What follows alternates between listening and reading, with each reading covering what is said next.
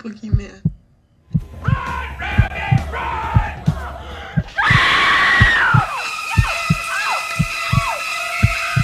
Welcome to the Inferno. I'm Papa John, and I'm here to guide you through all the hellish sides of horror.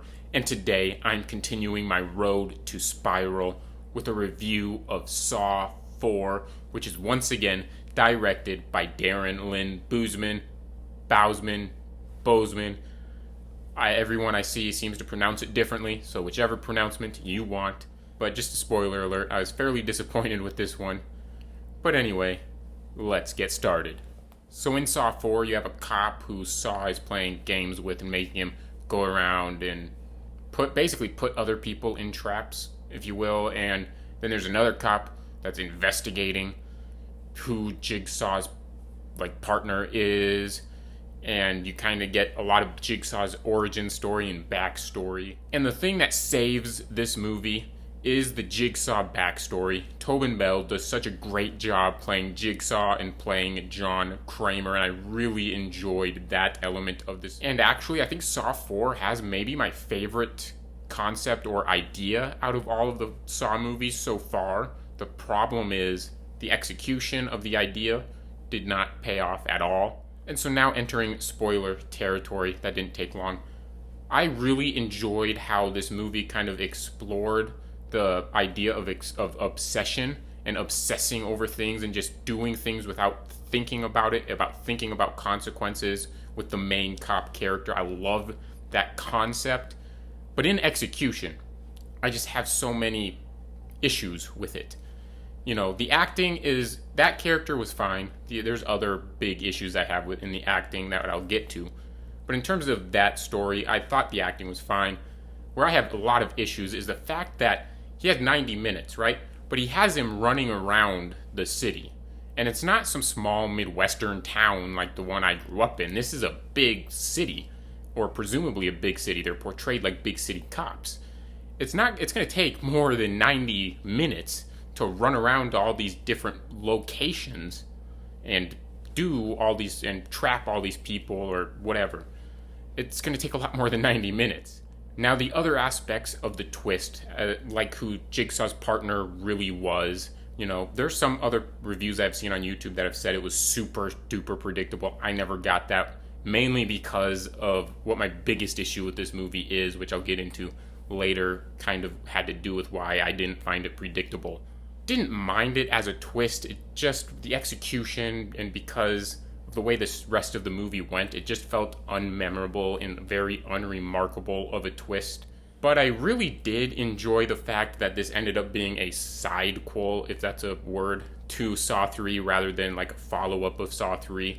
It's more of a sidequel, because it takes place at the same time as Saw 3. And so that part I really did enjoy, and I liked that aspect. And now, getting into my big issue with this movie, and that is Detective Strom. I believe that's the character's name. He is so god-awfully annoying in this movie. And it's not just him, it's even the editing around his character. For instance, in the interrogation scenes, they try to put the same editing that they put on trap sequences. And instead of doing what it does with trap sequences, where it enhances like disturbingness and stuff, in the interrogation scenes, it just enhances the annoying qualities of the actor's performance and the actor's over-the-top portrayal. And it just makes it even more annoying. And that's partly why, not the editing, but this character is why I didn't find the twist about who the Jigsaw's partner really was. I didn't find it predictable because I fully expected this guy to be Jigsaw's partner, and I was hoping that the over-the-top aspects was just because he was trying to convince his fellow officers that he was not Jigsaw's partner, even though he really was, and he was overcompensating. That ended up not happening and just ended up being a terribly annoying character. Even though I said the editing is the worst out of all of these movies, I do think there are some awesome transitions. I just want to say that out loud, because a lot of people seem to think the editing is one of the better parts. I disagree, mainly because of the interrogation scenes. So what circle of hell does Saw 4 belong in? Now, this is easily the worst Saw movie, at least from these first 4 movies that I have reviewed. And it made me appreciate Saw 3's quality a little more because of how much I disliked Saw 4. That being said, I don't think Saw 4 quite deserves to be in the various degrees of shit, if for nothing else than Jigsaw's backstory.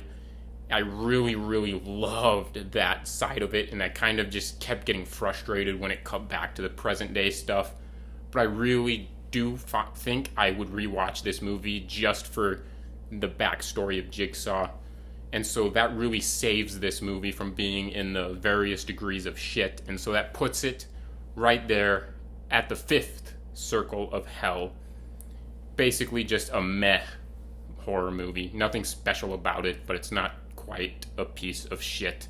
Now go ahead and tell me your thoughts on Saw 4 in the comments section down below. Now obviously, I really did not like this movie, but it does have a couple saving graces in it. And anyway, if you enjoyed this review, go ahead and smash that thumbs up icon, smash that subscribe button, and hit that notification bell as well. And stay tuned for the rest of the road to Spiral. And as always, have one hell of a good time.